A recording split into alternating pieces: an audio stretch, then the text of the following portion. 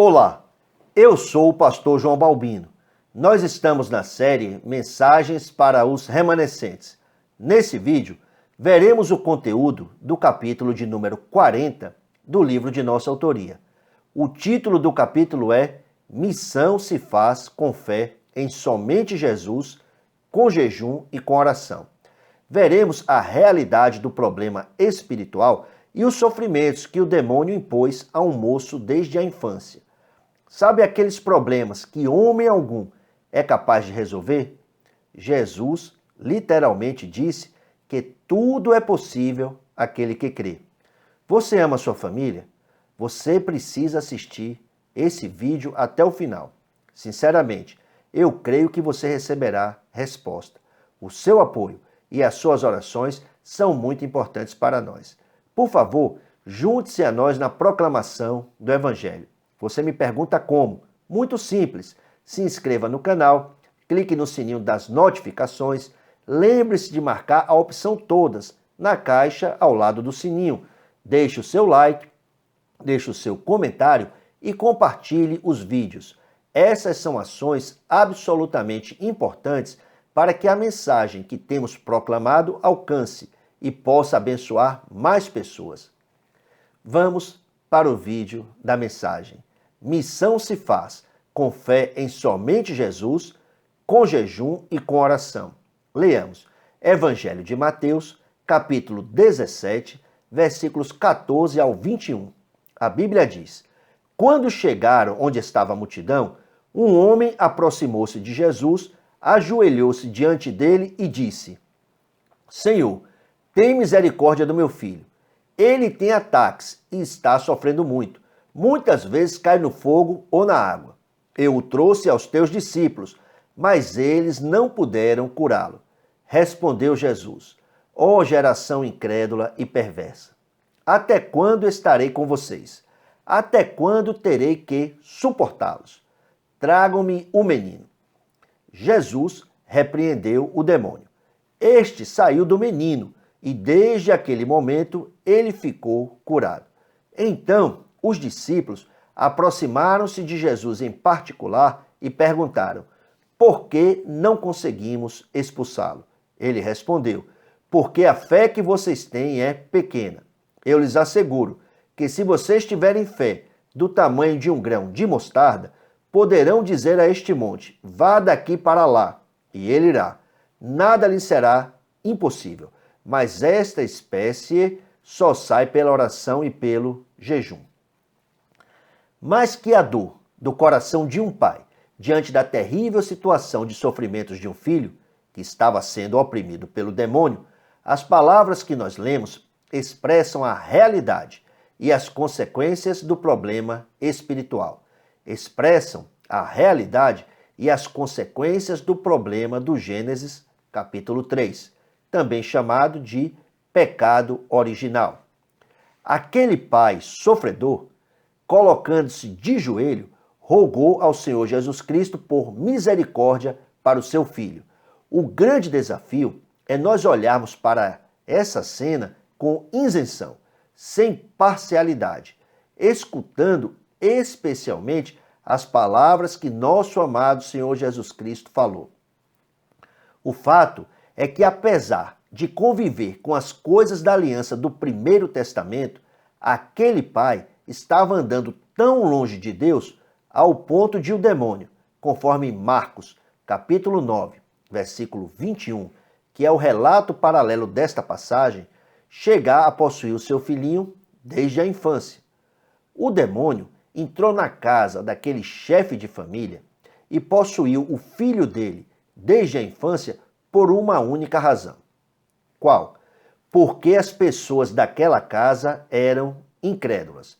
Em outras palavras, aquela era uma família vazia das coisas de Deus. Naquela casa, Deus não recebia culto.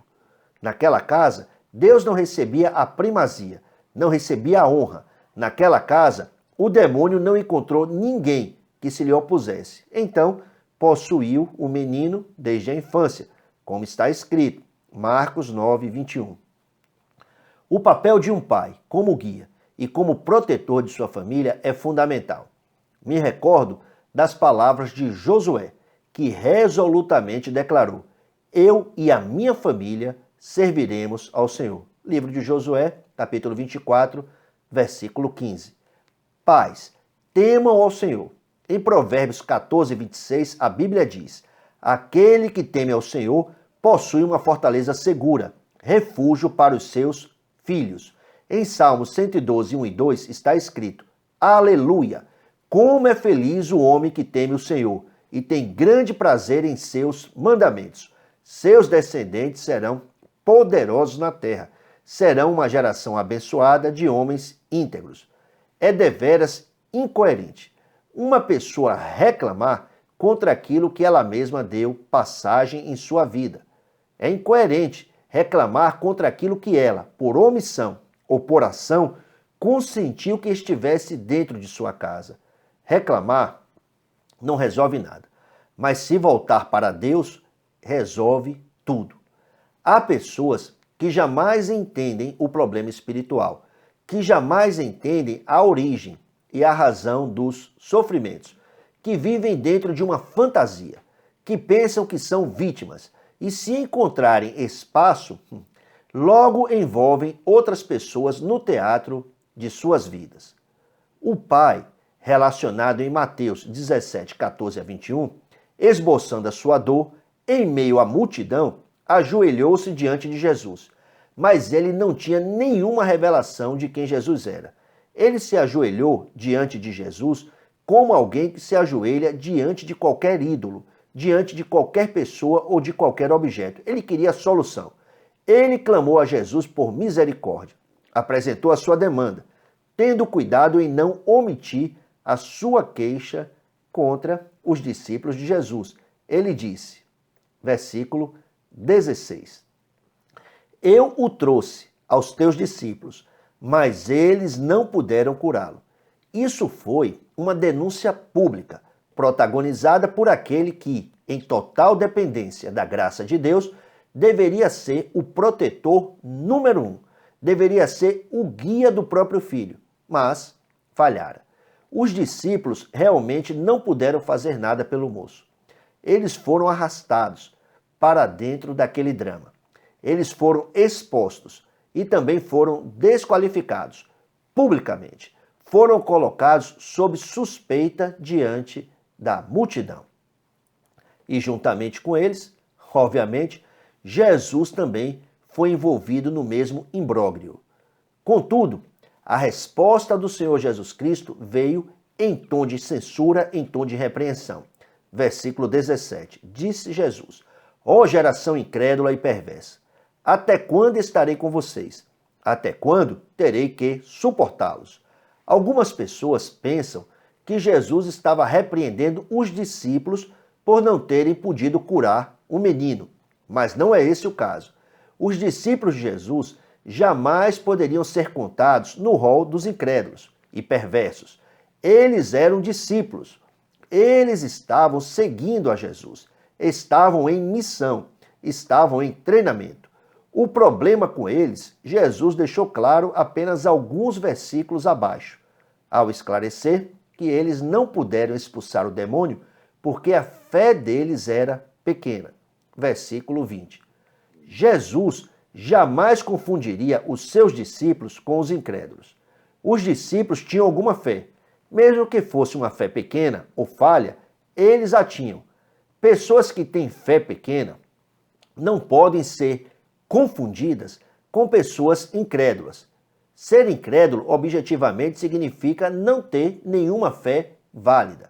Pessoas incrédulas não têm fé, nem seguem a Jesus, nem se submetem a Jesus. Portanto, quando disse, ó geração incrédula e perversa, Jesus estava se dirigindo ao pai do menino e também a pessoas semelhantes àquele pai. Na passagem paralela, no Evangelho de Marcos, a Bíblia nos oferece alguns detalhes que deixam esse ponto claro. Chama especialmente nossa atenção a mudança que ocorreu na atitude, a mudança que aconteceu no coração daquele pai após ter sido confrontado por Jesus. Leamos. Marcos capítulo 9, versículos 21 ao 24. Jesus perguntou ao pai do menino: há quanto tempo ele está assim? Você pensa que Jesus não sabia? Jesus sabia há quanto tempo. Desde a infância, respondeu ele. Muitas vezes o tem lançado no fogo e na água para matá-lo. Mas, agora, por favor, ouça as palavras que falou aquele que não conhecia o poder de Deus, o incrédulo, que não sabia com quem estava falando. Mas, se podes fazer alguma coisa, tem compaixão de nós e ajuda-nos. Ele tinha Jesus como um igual a ele, alguém que talvez pudesse fazer alguma coisa naquela situação. Se podes, disse Jesus, tudo é possível àquele que crê. A resposta de Jesus foi definitiva. Foi uma resposta que glorificou completamente a Deus. Uma resposta que colocou luz no problema real, que é a incredulidade. Imediatamente, o pai do menino exclamou: agora, por favor, ouça a voz do novo crente, crendo, clamando, confessando, suplicando. O pai disse: creio, ajuda-me a vencer a minha incredulidade. O pai confessou a sua própria incredulidade. Aquele pai foi confrontado por Jesus e respondeu à censura com uma atitude apropriada. Respondeu com confissão, com fé e com súplica. Não se sentiu mal com a censura pública. Retornando ao relato em Mateus 17, 18, a Bíblia diz que Jesus repreendeu o demônio. Este saiu do menino e desde aquele momento ele ficou curado. A Deus toda a glória.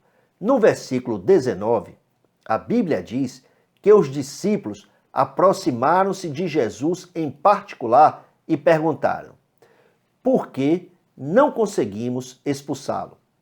Jesus falou-lhes sobre fé. Disse-lhes: a fé que vocês têm é pequena.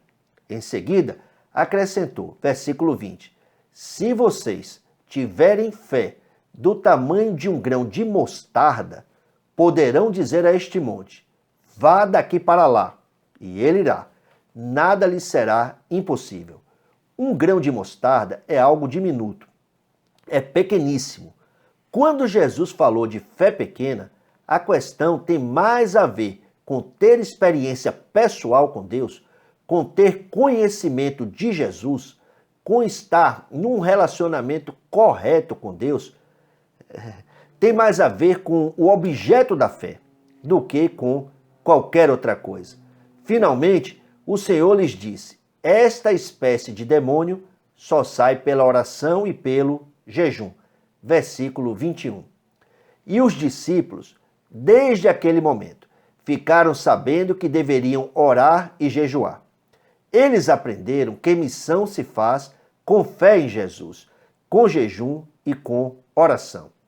Oração e jejum não como mais alguma obra, não como meros feitos humanos, não como moeda de troca, tentando subornar ou subverter ao eterno, mas, acima de tudo, como expressão material de nossa devoção pessoal, como expressão palpável do nosso amor pelo Senhor, como expressão concreta do anelo do nosso coração por sua presença, como expressão do quanto nós o amamos, do quanto somos dependentes do Senhor, do quanto valorizamos e desejamos a Deus e as coisas dadas por Deus. Pergunto: você ama sua família? Então, seja o guia e o protetor que a sua família precisa que você seja. Você me pergunta como? Muito simples. A resposta absoluta é: creia em Deus. Somente fé. Oremos.